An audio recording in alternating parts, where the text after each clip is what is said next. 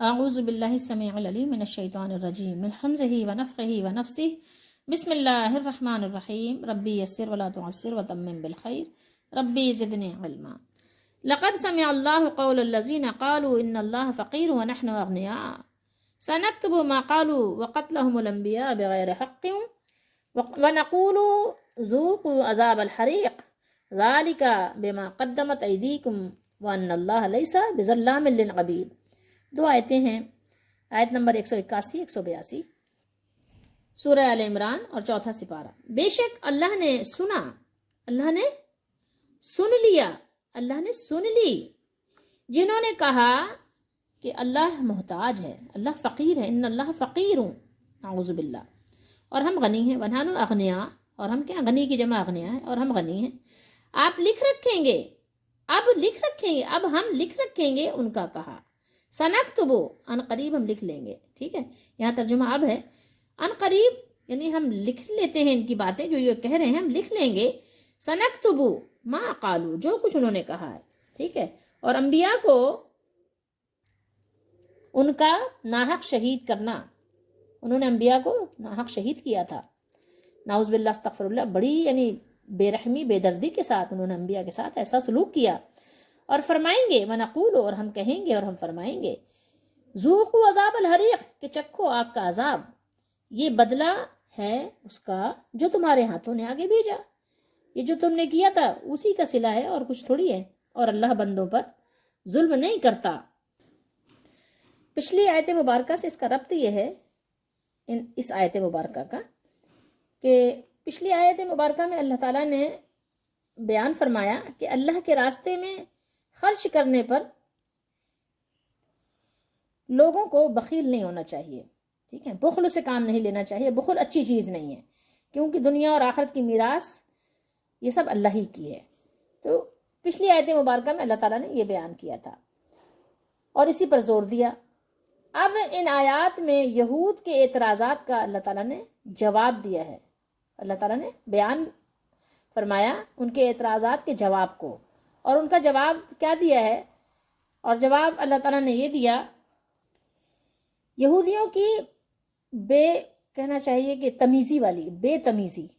ٹھیک ہے، ایک ہوتا ہے تمیز کے دائرے میں بات کرنا، ایک ہوتا ہے بے تمیز، اندازہ ہو جاتا ہے کہ تمیز اس کی کتنی ہے، ٹھیک ہے، تو جو انہوں نے گستاخی کی، بے ادبی کی اللہ کی شان میں، اس پر اللہ نے تنبیہ بھی فرمائی اور سزا بھی بیان کیا کہ ان کو سزا کیا ملے گی۔ اور انہوں نے یہ کیوں کہا تھا یہود نے؟ انہوں نے اس آیت مبارکہ کے جواب میں کہا تھا کہ جو اللہ نے سورہ بقرہ میں بیان کیا ہے 245 پر، اللہ نے فرمایا کہ من ذا الذی یقرض اللہ قرضا حسنا، کون ہے جو اللہ کو قرض دے، کون سا قرض، اچھا قرض۔ تو اس پر بعض یہود نے مذاق اڑاتے ہوئے کہا کہ لو جناب اللہ تعالیٰ بھی، نعوذ باللہ استغفر اللہ، کیا کہا انہوں نے، یہ دیکھیے، ان اللہ فقیر، نعوذ باللہ استغفر اللہ یعنی اللہ کو بھی ضرورت ہے اور وہ بندوں سے قرض مانگ رہا ہے، اللہ تعالیٰ قرض مانگنے پر یعنی اکتفا فرما لیا ہے۔ اور یہود کا اس طرح کا جو اعتراض تھا، وہ یہ اعتراضات نبی کریم صلی اللہ علیہ وسلم پر طعن کی غرض سے کرتے تھے، یعنی آپ صلی اللہ تعالیٰ علیہ وآلہ وسلم کو ایذا اور تکلیف دیتے تھے، اور دوسری وجہ یہ تھی کہ اس قسم کے اعتراضات وہ عوام کو اللہ کی راہ میں خرچ کرنے سے متنفر کرنے کی غرض سے کرتے تھے کہ لوگ کیا نفرت کریں، خرچ نہ کریں، ورنہ وہ بھی خوب جانتے تھے اچھی طرح کہ اللہ تعالیٰ کے بارے میں ایسے الفاظ کہنا کتنی بڑی گستاخی اور کفر ہے، لیکن ان کی عادت میں یہ بات تھی کہ دین اسلام کی ہر بات پر اور نبی کریم صلی اللہ علیہ وسلم کی ہر بات پر وہ مخالفت کرنے کے عادی ہو گئے تھے، ان کو عادت پڑ گئی تھی۔ رسول اللہ صلی اللہ علیہ وسلم نے زکوٰۃ و صدقات کے احکام قرآن سے بتائے تو انہوں نے یہ بات کہہ دی کہ نعوذ باللہ استغفر اللہ، اللہ تعالیٰ فقیر و محتاج ہو گیا ہے اور ہم مالدار ہیں، جبھی تو ہم سے اللہ تعالیٰ یعنی مانگ رہا ہے، نعوذ باللہ۔ ظاہر یہ ہے کہ اس بیہودہ قول کے موافق ان کا اعتقاد تو نہیں ہوگا، مگر رسول اللہ صلی اللہ تعالیٰ علیہ وآلہ وسلم کی تکذیب کے لیے انہوں نے یہ بات کہی کہ اگر قرآن کی یہ آیت صحیح ہیں تو اس کی روشنی میں ان لوگوں کو یہی بات نظر آئی جو انہوں نے اپنے منہ سے نکال دی، کیونکہ انہوں نے اس بات کو سمجھنے کی کوشش نہیں کی تعصب کی جب پٹی آنکھوں پہ بن جاتی ہے، اس کا پردہ جب ڈل جاتا ہے، تو ظاہر ہے سچائی بھی نظر نہیں آتی، حقیقت بھی نظر نہیں آتی، کیونکہ انسان دیکھنا ہی نہیں چاہتا۔ جب اگر وہ حق کی آنکھوں سے یا حقیقت کی آنکھوں سے دیکھے تو اسے نظر آئے نا کہ اللہ تعالیٰ نے جو یہ حکم دیا اپنے نبی علیہ الصلوۃ والسلام کے ذریعے سے یا اپنے قرآن میں کہ اللہ کی راہ میں خرچ کرو، تو یہ تو مالداروں کے لیے بھی اللہ تعالیٰ نے ان کے لیے بھی ایک زبردست طریقے سے اپنی رحمت کا دروازہ کھولا کہ جو مالدار تھے وہ اللہ کی راہ میں دیں گے تو ان کو ثواب ملے گا، اور جو غریب اصحاب تھے ان کے لیے بھی اللہ تعالیٰ نے رحمت کا دروازہ کھولا کہ مالدار حضرات جو ہے غریب حضرات پر خرچ کریں، تو یہ کہ ان کے لیے بھی، دونوں کے لیے، یعنی وہ اس کے عوض میں ان کے لیے دعا کریں اور ان کے لیے کیا کریں، شکریہ کے دو بول بولیں، تو اس سے کیا ہوگا، ان کے لیے دنیا اور آخرت میں ان کا بھی فائدہ ہے، ان کا بھی فائدہ ہے۔ اور ان دونوں صورتوں میں اللہ کا تو کوئی فائدہ نہیں، اللہ تعالیٰ تو اس سے پاک ہے۔ کسی کے صدقات اور کسی کے جو ہے زکوٰۃ دینے سے اللہ تعالیٰ کو کیا حاصل ہے؟ کچھ بھی نہیں، وہ تو خود دیتا ہے، وہ فرماتا ہے کہ ہم کھلاتے ہیں، ہم کھاتے نہیں ہیں، ہم تو کھانے سے پاک ہیں، ہم تو تمہیں خود روزی دیتے ہیں۔ تو یہ بات ہے کہ یہ بات تو یہود و نصارہ کے پاس بھی کتاب ہے، ان کو اچھی طرح معلوم ہونی چاہیے، معلوم بھی ہے، لیکن یہ کہ ظاہر ہے کہ ضد اور تعصب کی وجہ سے وہ ایسی باتیں کر رہے ہیں۔ تو جو اسے قرض قرار دیا اللہ نے، قرضاً حسنا، یعنی قرض حسنا، اس کو کیوں قرار دیا؟ کیونکہ قرض حسنا جب انسان کسی کو قرض دیتا ہے تو آپ کو پتہ ہے کہ کوئی بھی شریف آدمی، کوئی بھی اللہ سے ڈرنے والا ایسا نہیں ہوتا کہ وہ قرض کو واپس نہ کرے، ٹھیک ہے؟ وہ ہمیشہ اس بات کو بہت زیادہ اہمیت دیتا ہے کہ جو اس نے کسی سے لیا ہے قرض، کوئی بھی چیز ہو، مال ہو یا کچھ بھی ہو، برتنے کی چیز ہو، وہ اس کو واپس کرتا ہے اور اچھے طریقے سے واپس کرتا ہے۔ اس کی کوشش ہوتی ہے کہ مانگنے بغیر ہم اس کا جو بھی ہم نے یعنی اپنے اوپر ذمہ لیا ہے، جو بھی مال لیا ہے، اس کو اچھے طریقے سے اس کی ادائیگی کر دیں، اس کو واپس کر دیں۔ تو اسی طرح کہ جس طرح ہر شریف آدمی کے لیے ضروری اور یقینی ہے کہ وہ قرض کو واپس کرے، اسی طرح جو صدقہ انسان دیتا ہے اس کی جزا اللہ تعالیٰ اپنے ذمے ایسی قرار دیتے ہیں جیسے کسی کا قرض دینا ہو، ٹھیک ہے؟ اسی لیے اللہ تعالیٰ نے اس آیت مبارکہ میں اس قرض کو قرض حسنہ کے نام سے اس کا عنوان دیا ہے۔ اور جو بھی شخص، کوئی بھی ہو، جو بھی ہو، اللہ تعالیٰ کو کائنات کا خالق اور مالک جانتا ہو، مانتا ہو، اس کو ان الفاظ سے کبھی بھی وہ شبہ نہیں ہو سکتا کہ جو گستاخی یہود نے کی، ان کے اس قول میں جو ہم دیکھ رہے ہیں، ہمیں نظر آ رہی ہے، اس قول میں ہے کہ اس لیے قرآن کریم نے اس شبے کا جواب دیا ہی نہیں۔ آپ دیکھیں اللہ تعالیٰ نے اس کا جواب نہیں دیا کہ نعوذ باللہ استغفر اللہ، اللہ تعالیٰ فقیر نہیں ہے، اللہ تعالیٰ غنی ہے، اللہ تعالیٰ نے اس کا جواب نہیں دیا۔ اللہ تعالیٰ نے بس انہی کی بات ان پر لوٹائی ہے۔ اللہ نے بات کیا لوٹائی؟ ٹھیک ہے، تم نے کہا ہے، ہم نے لکھ لیا ہے تمہاری بات، بس کوئی بات نہیں ہے، تم نے کہہ دی نا بات، ہم نے لکھ لیا ہے۔ اب جب تم آؤ گے نا تو تمہیں دکھائیں گے کہ کیا کہہ کے آئے ہو تم وہاں، اپنے مالک کے متعلق تم نے کیا کہا ہے، دنیا میں کیا بکواس کی تھی، دیکھ لو لکھا ہوا ہے، ٹھیک ہے؟ اللہ نے جواب نہیں دیا کہ اللہ کیا ہے، اور اللہ تعالیٰ نے بھی کہا کہ تمہارا تو یعنی شیوا ہی ہے، تم نے تو اس سے پہلے بھی انبیاء علیہ السلام کو شہید کیا ہے، اور تم اس لیے مخاطب جو ہیں انہوں نے نہیں کیا تھا، انبیاء تو پہلے آئے تھے، جو لوگ مخاطب ہیں انہوں نے تو شہید نہیں کیا تھا انبیاء کو، تو ان کو اللہ تعالیٰ کیوں کہہ رہا ہے کہ تم نے کیا ہے یہ؟ اس لیے کہ یہ اپنے باپ دادا کے کارناموں پہ راضی تھے نا، اپنے باپ دادا کے طریقے کو انہوں نے اختیار کیا ہوا تھا، اس سے بیزار نہیں تھے، ٹھیک ہے؟ اگر اس سے بیزار نہیں ہے اپنے باپ دادا کے غلط کاموں سے، تو ظاہر آپ بھی انہی کے ساتھ ہو، تو گویا کہ تم لوگ یعنی تم ہی لوگ ہو وہ جنہوں نے انبیاء علیہ السلام کو شہید کیا، کہ اگر تم ہوتے تو تم بھی یہی کرتے جو تمہارے باپ دادا نے کیا تھا، کیونکہ ظاہر تم ان کی فیور کرتے ہو اور اس سے کبھی بھی تم بیزاری اختیار کرتے ہی نہیں۔ تو یہاں یہ بات اللہ تعالیٰ نے فرما دی کہ ہم ان کے یہ گستاخانہ کلمات کو لکھ کر رہیں گے تاکہ قیامت کے روز ان پر حجت تمام کر کے عذاب دیا جائے، ورنہ اللہ تعالیٰ کو لکھنے کی بھی ضرورت نہیں ہے۔ لکھنا اس لیے ہے کہ انہی کو دکھانا ہے، جنہوں نے یہ بات کہی ہے انہی کو دکھانا ہے کہ دیکھو، پڑھو، اقرا کتابک، پڑھو اپنی کتاب کو، کفا بنفسک، فرمایا اقرا کتابک کفا بنفسک، ٹھیک ہے؟ آج اپنی کتاب خود ہی پڑھو، کافی ہے تمہارے لیے کہ تم خود ہی اپنا جو ہے محاسبہ کر لو، اپنا حساب کتاب خود پورا کر لو۔ تو اللہ تعالیٰ نے یہاں یہ بات فرمائی کہ ان کی گستاخی اور رسولوں کو علیہ السلام کو ناحق شہید کرنا سب ان کے نامہ اعمال میں درج کیا جا رہا ہے۔ قیامت کے دن ایسے مجرموں کو کیفر کردار تک پہنچایا جائے گا اور وہ عذاب حریق کی سزا میں گرفتار ہوں گے۔ یہ بات کافروں کے لیے ایک زبردست وعید ہے، دھمکی ہے، وارننگ ہے۔ وَنَقُولُ ذُوقُوا عَذَابَ الْحَرِيقِ، وَنَقُولُ، اور ہم کہیں گے کہ اب چکھو آگ کے عذاب کا مزہ۔ اب دیکھیے کون کہے گا؟ اللہ تعالیٰ فرما رہا ہے ہم کہیں گے۔ اور یہ ایسا کیوں ہوگا؟ یہ ان کاموں کی سزا ہے جو تمہارے ہاتھوں نے آگے بھیجا ہے، ٹھیک ہے، تمہارے ہاتھ جو آگے بھیجتے رہے ہیں، اور اللہ تو بندوں پر ظلم نہیں کرتا، جو کچھ ہے تمہارے اپنے ہاتھوں کی کمائی ہے، ٹھیک ہے۔ اب آئیے صیغہ دیکھتے ہیں، لیس بظلام للعبید۔ یہ عبید جو ہے عبدن کی جمع ہے، عبدن یعنی ایک غلام، ایک بندہ، اور عبید اور عباد، جیسے عباد کہتے ہیں نا بہت سارے بندے، اسی طریقے سے عبید بھی ہے۔ ظلام یہ ظلم سے یعنی بڑا صیغہ ہے، اس کا مطلب ہے ظلام، اگر آپ با کو نکال دیجئے، میم دو زیر من، یہ با کی وجہ سے آیا ہے، اگر آپ اس کو نکال دیجئے تو یہ ظلام جو بنے گا وہ بنے گا، مقصد یہ کہ بہت زیادہ ظلم کرنے والا۔ لیسا کا معنی ہوتا ہے نہیں ہے، ٹھیک ہے، یہ لیسا جو ہے حال کا معنی دیتا ہے نہیں ہے، تو یہ ظلام۔ اب یہاں جو ظلام آیا ہے تو یعنی اگر آپ لیسا کو نکال دیجئے تو بہت زیادہ ظلم کرنے والا، مبالغے کا صیغہ ہے، ٹھیک ہے۔ لیکن یہاں پر اس کا کیا معنی بنے گا؟ یہاں پر اس کا معنی بنے گا کہ اللہ تعالیٰ کچھ بھی ظلم کرنے والا نہیں ہے۔ اللہ تعالیٰ کی طرف اگر کوئی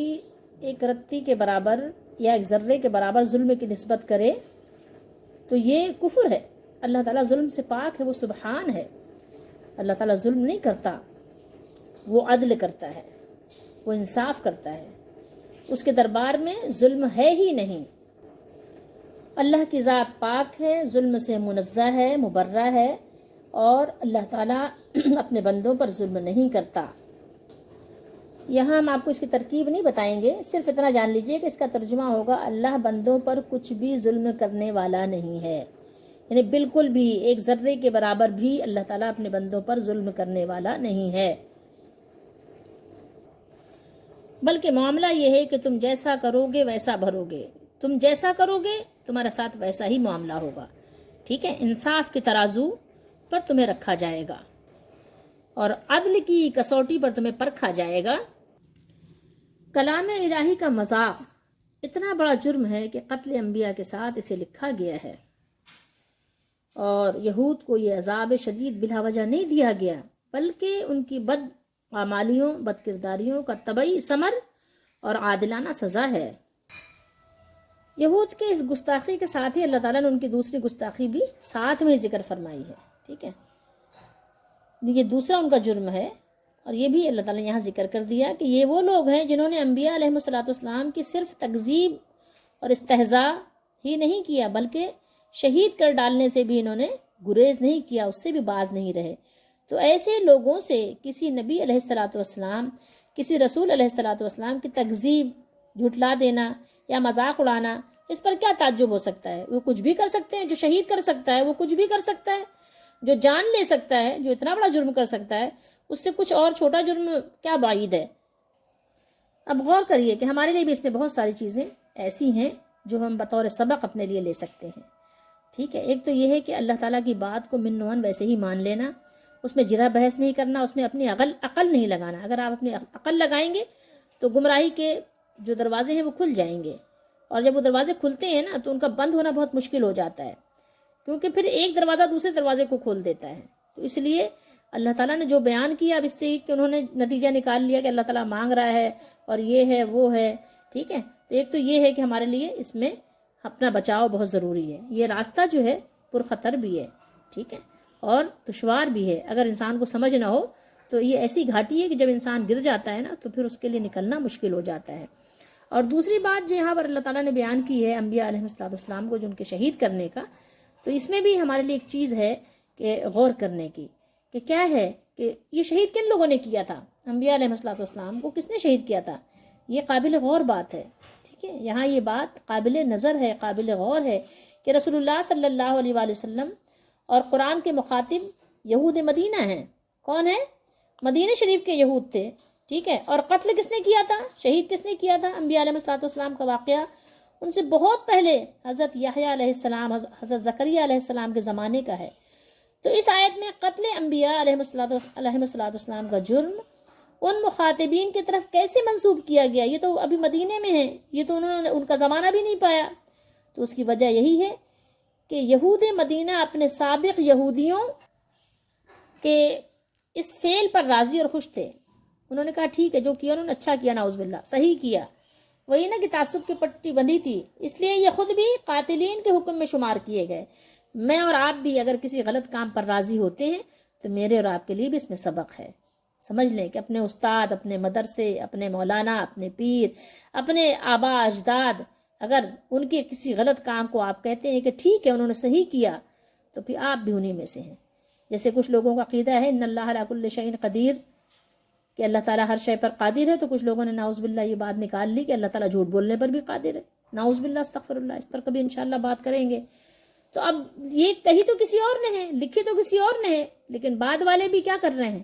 بعد والے بھی اس کے لیے دلائل پیش کر رہے ہیں، نہیں یوں ہے اور یوں ہے اور ایسا ہے، اور بولتا نہیں اللہ جھوٹ بول سکتا ہے۔ تو اب یہ سب چیزیں جو کر رہے ہیں تو گویا کہ وہ بھی انہی کے ساتھ ہی شامل ہیں۔